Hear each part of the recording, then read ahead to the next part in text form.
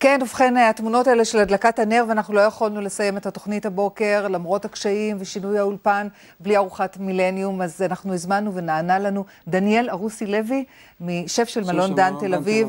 הם מכינים הערב ארוחה גרנדיוזית, ארוחת המילניום. מה יהיה בארוחה הזאת? יש לנו ככה. זה אנחנו יכולים לראות כאן. מנה ראשונה, סביצ'ה של דג לוקוס. סביצ'ה, מה זה אומר סביצ'ה? סביצ'ה זה נתח חי של דג, שלא עובר שום בישול.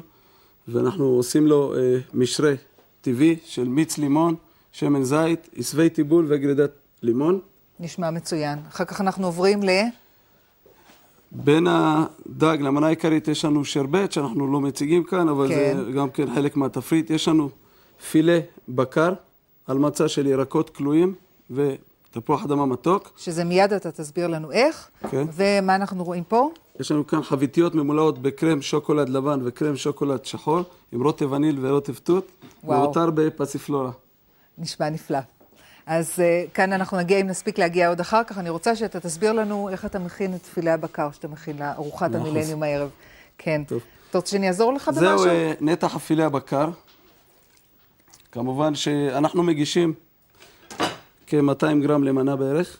כמובן שבבית אפשר להגדיל את המנה לפי הצורך. ורציתי להגיד איך אפשר להגדיל את המנה, אז אפשר גם להקטין את המנה. את נתח הפילה סוגרים במחבת. סוגרים במחבת, שאתה אומר סוגרים במחבת, זאת אומרת, מתגנים אותו על אש גבוהה. צוללים אותו על אש גבוהה. כן, סוגרים את כל הנקבוביות בכדי לשמור על כל הנוזלים והוויטמינים שבתוך הבשר. כן, ואחרי שאנחנו עטמנו אותו. אחרי שעטמנו את הפילה, צולים אותו בחום של 200 מעלות. בערך 10 דקות זה למידת מדיום. כמובן שאם רוצים יותר, אז... אני לא בטוחה שאני הבנתי. קודם אתה עוטם אותו במחבת.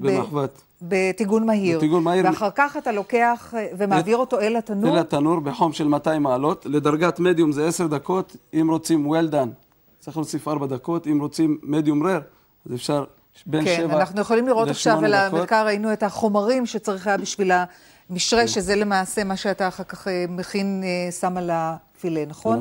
אז מה אנחנו צריכים בשביל הרוטב? בשביל הרוטב יש ציר בקר, ניתן להשיג את זה ברשתות השיווק, קצת יין אדום, מלח ופלפל להשלמת הטעם. באותו מחבת שתיגענו את הפילה, אנחנו מוסיפים את היין בכדי להוריד את המשקעים, את כל השאריות של הבשר, את הציר בקר, מרתיחים, מרצימים על אש קטנה לצמצום עד חצי הכמות, משלימים טעם לפי הצורך, מלח פלפל, ויוצקים על הסטייק. אנחנו יוצקים את זה אחרי שהוא היה כבר בתנור אחרי שהוא היה בתנור, כן, לדרגה הרצויה, מניחים אותו על זרע ירקות, שזה פלפל אדום, צהוב, ירוק, חציל וקישור זוקיני, תפוח אדמה, בטטה בגריל.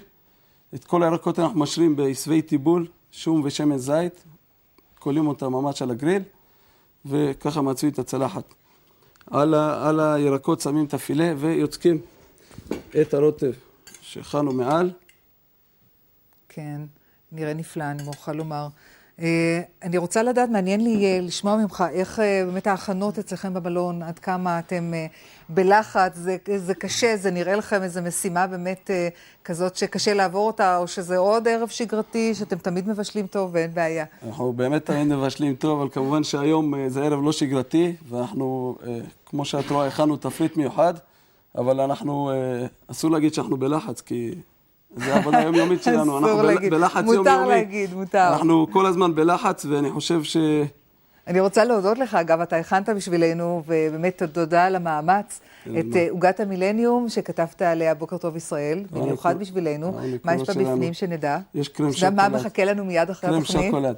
קרם שוקולד וקרם וניל, 2 שכבות. ובממולאים הללו כאן למתוקים? בסוף הארוחה... שנסיים את התוכנית במשהו מתוק? כן, אחרי המנה האחרונה אנחנו מגישים קפה ותה וצלחת פטיפונים לכל אורח.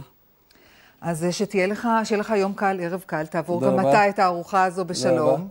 ואנחנו מסיימים כאן את התוכנית האחרונה של שנת 1999. אנחנו מקווים שיהיה לכולנו מעבר קל ונוח לאלף הבא, ושנהיה כאן כולנו בשנה הבאה. דבר נוסף, מאחלים לך ממלון דן תל אביב, יום הולדת שמח. תודה רבה. עד 120. אני לא בטוחה שאני רוצה לחיות כל כך הרבה, אבל זה בסדר. את העשור הבא אני עוד רוצה לעבור. תודה רבה לך. תודה. זה נחמד. אז תכף אנחנו נשים פה את ה...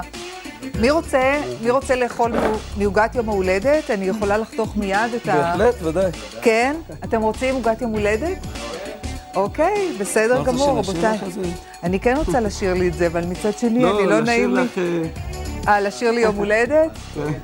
אז אם ככה, אין ברירה, אנחנו נחתוך את העוגה הזאת, והשוקולד על הבוקר. זהו, אוקיי, מקווה שיסתיים.